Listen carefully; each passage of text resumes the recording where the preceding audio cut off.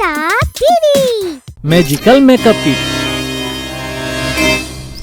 बिमला अपने लालच के कारण कैसे मुसीबतों में फंसी है, पिछले वीडियो में हमने देखा। कमला बिमला दोनों रसोई में थे। सासू माँ हॉल में बैठी हुई थी। सासू माँ चाय लेके आओ क्या? हाँ ले आ। तभी कौशल्या नाम की औरत हाथ में एक प्लास्टिक की थैली लेकर आई। सासू माँ उस औरत को देखकर, आओ बैठो।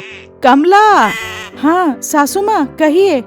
2 चाय लेके आना, कौशल्या आई है। सब ठीक है ना भाभी? हाँ भाभी सब ठीक है। तभी चाय लेकर बिमला आई। कमला कहाँ है? क्यों मेरे हाथ से चाय नहीं पियोगी क्या? सूखे मुंह वाली कमला को पूछ रही है। दोबारा इधर दिखाई दी ना तो कीटनाशक दवा डाल के दूंगी। ऐसे मन में सोचकर, खाना बना रही है चाची जी। अच्छा एक बार उसे बुलाओ। उसे अपना खुद का काम करना नहीं आता और अब तुम्हारा काम। ऐसे मन में सोचकर, ठीक है। ऐसा कहकर वो कमला को बुला लाई। कहिए चाची जी। कुछ नहीं बेटा, रविवार हमारे घर में फंक्शन है, आप सबको जरूर आना है। ठीक है चाची। ठीक है कहने से कुछ नहीं होगा। ये फंक्शन में अनुष्का आ रही है। तुम्हें अनुष्का को रिसीव करना है और उनको जो चाहिए उसका ध्यान रखना है। क्या अनुष्का आ रही है? हाँ, इसलिए कमला से अनुष्का का ध्यान रखने के लिए कह रही हूँ, क्योंकि अपने खानदान में कमला से खूबसूरत कोई नहीं है। ठीक है मैं जा रही हूँ। ऐसा कहकर कौशल्या वहाँ से जाने लगी। उनके जाते ही बिमला, हाँ, वो एक मिस इंडिया और तुम एक मदर टेरेसा। जाओ जाओ। ऐसे अपने मन में सोच रही थी। कमला अंदर चली गई। बिमला वहीं खड़ी हुई थी। उसे देखकर, क्या हुआ? ऐसे स्तब्ध क्यों खड़ी हो? मैं उस फंक्शन में नहीं जाऊंगी। क्यों? क्या हुआ? क्या हुआ? सुना नहीं आपने? अभी उन्होंने क्या कहा? अपने खानदान में कमला एक ही खूबसूरत है और क्या मैं बुरी दिखती हूँ? यही है ना उनका मतलब? आप मैं वहाँ आऊंगी तो सब मुझे ऐसे ही कहेंगे, मैं नहीं आऊंगी। ऐसे रो रही थी। वो देखकर, इतनी सी बात पे तुम रो रही हो? मत रो, मैं तुम्हें एक मैजिकल मेकअप किट दूंगी। वो मेकअप किट तुम्हें मिस इंडिया जैसे तैयार करेगा। यह सुनकर बिमला की आंखें खुशी से चमक गई। सही? सासू माँ जल्दी दीजिए मुझे। ऐसा कहा। सासू माँ ने अपने कमरे से एक छोटा बक्सा लाके दे दिया। इसे ओपन करके बटन प्रेस करने से बॉक्स में से एक मशीन आएगी और तुम्हारा मेकअप करेगी।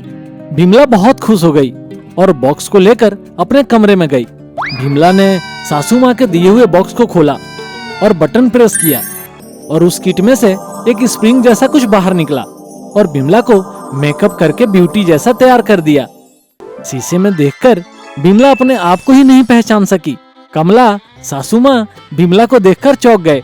तीनों मिलकर कौशल्या के घर गए। बिमला को देखकर, हाँ, ये अपनी बिमला है क्या? इसे देखकर मुझे अपनी आँखों पे यकीन नहीं हो रहा है। फिर मेरे बारे में क्या ख्याल है? थोड़ी देर में अनुष्का आने वाली है, तुम्हें उनका खास ध्यान रखना होगा। ठीक है देख लूंगी। ऐसा कहकर सब अंदर जाने लगे। विमला को देखकर सब उसकी खूबसूरती की प्रशंसा करने लगे। प्रशंसा सुनकर विमला हवा में उड़ने लगी। ये सारी तारीफ बहुत अच्छी लग रही है। ये तारीफ ऐसे ही रहे तो कितना अच्छा होता। अब अगर वो हीरोइन आएगी तो सब उसकी प्रशंसा करेंगे, लेकिन मैं ऐसा नहीं चाहती। मुझे उससे भी अच्छा ही दिखना है, तो मैं दोबारा मेकअप करूंगी तो उससे अच्छी मैं ही दिखूंगी, फिर मुझे ही प्रशंसा मिलेगी। ऐसे समझते हुए जाकर मेकअप किट को ओपन किया। उसके अंदर से फिर से एक स्प्रिंग निकली और उसने मेकअप किया। इतने में अनुष्का की कार आई। बेटा बिमला, अनुष्का जी आ गई है, जल्दी आओ। ऐसा कहते ही बिमला शीशे में चेहरा देखे बिना अनुष्का के कार के पास आकर खड़ी हो गई। भूत! ऐसे चीखकर बेहोश होकर गिर गई। बिमला ने एक ही दिन में 2 बार मेकअप किया, जिस कारण उसका चेहरा भूत जैसा काला दिखने लगा। यह देखकर सब डर के मारे भागने लगे। सासू माँ आकर, एक बार के बाद तुमने फिर दोबारा मेकअप क्यों किया? अब देखो तुम्हारे चेहरे का क्या हाल हो गया। ये मेकअप किट से दिन में सिर्फ एक ही बार मेकअप करना है। अगर ज्यादा बार करोगी तो ऐसे भूत जैसे दिखोगी। ऐसा कहकर डांट रही थी। ये बात आपको पहले ही बताना चाहिए था ना मुझे।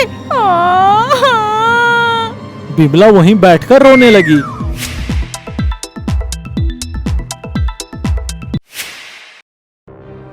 मंदबुद्धि और वरदान।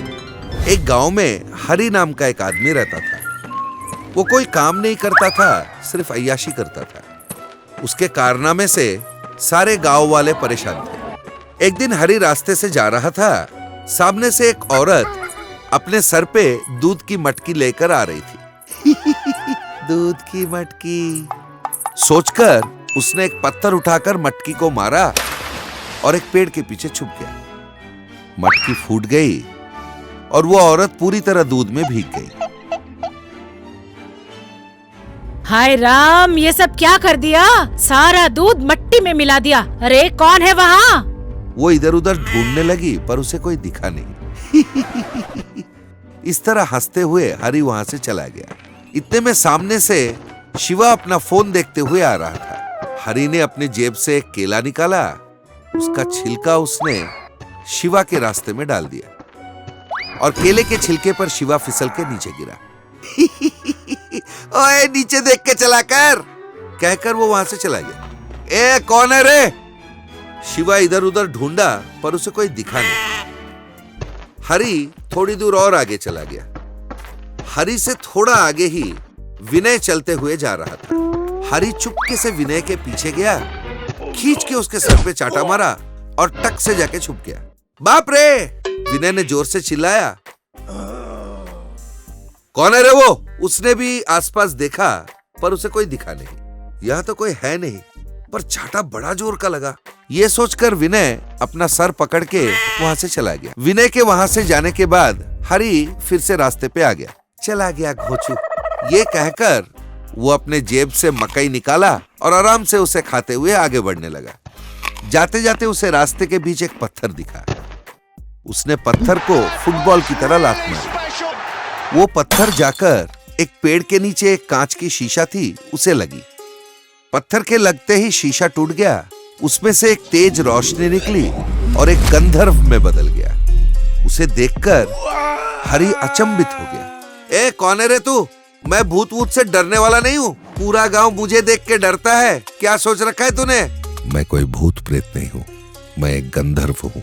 ये भूत प्रेतों का कोई नया विभाग है क्या? गंधर्व भूत प्रेतों का कोई नया विभाग नहीं होता। मुझे श्राप मिला था तो उस शीशे में बंद था। आज तुम्हारे वजह से मैं श्राप मुक्त हो गया। तुम्हें क्या चाहिए मांग लो। मैं जो मांगूंगा दे दोगे? तुम्हें जो चाहिए मांग लो। ऐसा क्या? तो जैसा मैं सोचूंगा वैसा ही होना चाहिए। तथास्तु, कहकर वो गंधर्व गायब हो गया। ये कहाँ गया? आंखों के सामने से गायब हो गया, ऊपर से तथास्तु बोल के गया। तो अब मैं जो बोलूंगा वही होगा। एक बार टेस्ट करके देखता हूँ। ये सोचकर उसने ऊपर पेड़ की तरफ देखा। उस पेड़ पर कई सारे नारियल लगे हुए थे। उसने नारियल देखा, फिर अपने हाथ से पत्थर फेंक कर बोला, अगर मुझ में कोई शक्ति है तो पेड़ के सारे नारियल नीचे गिरने चाहिए। अरे ये तो कोई पतिव्रता की डायलॉग की तरह सुनाई दे रहा है। वो ऐसे सोच ही रहा था, इतने में पेड़ पे से एक के बाद एक नारियल आकर उसी के सर पे गिरे। अरे बाप रे, अरे बाप रे, अయ్యో मर गया माँ। वो उठ के खड़ा होके बोला, सच में मैं जो जो बोलूंगा सब हो जाएगा। एक बार और टेस्ट करके देखता हूँ। सोचकर इधर उधर देखते हुए वो कुछ दूर और चलते हुए गया। जाते जाते उसने देखा एक पेड़ के टहनी पर एक आदमी बैठकर उसे काट रहा था। उसे देखकर हाँ, उस आदमी को पेड़ से गिरना चाहिए। कहते ही वो आदमी धड़ाम से नीचे गिर गया। ये देखकर हरि हंस पड़ा। सच में मैं जो भी बोल रहा हूँ हो रहा है। वो बहुत खुश होके आगे बढ़ता गया। कुछ देर पर उसने देखा कि एक आदमी अपने बाइक पे जा रहा था। उसे देखकर तीन तिगड़ा तो काम बिगड़ा। उस आदमी को बाइक पे से गिरना चाहिए, गिरना चाहिए, गिरना चाहिए। कहते ही वो आदमी बाइक पे से गिर गया। यस, अब मुझे कोई रोक नहीं सकता। मैं जो बोलूंगा वही हो जाएगा। अब मैं इस गांव का किंग हूँ, मुझे अभी का अभी एक बाइक चाहिए। ऐसा कहते ही उसके सामने एक बाइक प्रत्यक्ष हो गया। बाइक लेकर वो घर पहुंचा। उसका झोपड़ा छोटा सा था। झोपड़े के सामने खड़े होकर उसने कहा, मेरा छोटा झोपड़ा बड़ा बिल्डिंग बन जाए। उसके ऐसे कहते ही उसका वो छोटा सा झोपड़ा बड़ी सी बिल्डिंग में बदल गई। आहा, मेरा झोपड़ा बड़ा बिल्डिंग बन गया। बहुत खुश होकर वो घर के अंदर गया, पूरा घर देखा और फिर बाहर आकर, मुझे एक बड़ा सा कार चाहिए। कहते ही उसके सामने कार हाजिर हो गया। उस कार में वो पूरा गांव घूमा और फिर जिस पेड़ के पास गंधर्व ने उसे वर दिया था वहां पहुंचा और कार से उतरा। यहीं पे मुझे वरदान मिला था ना।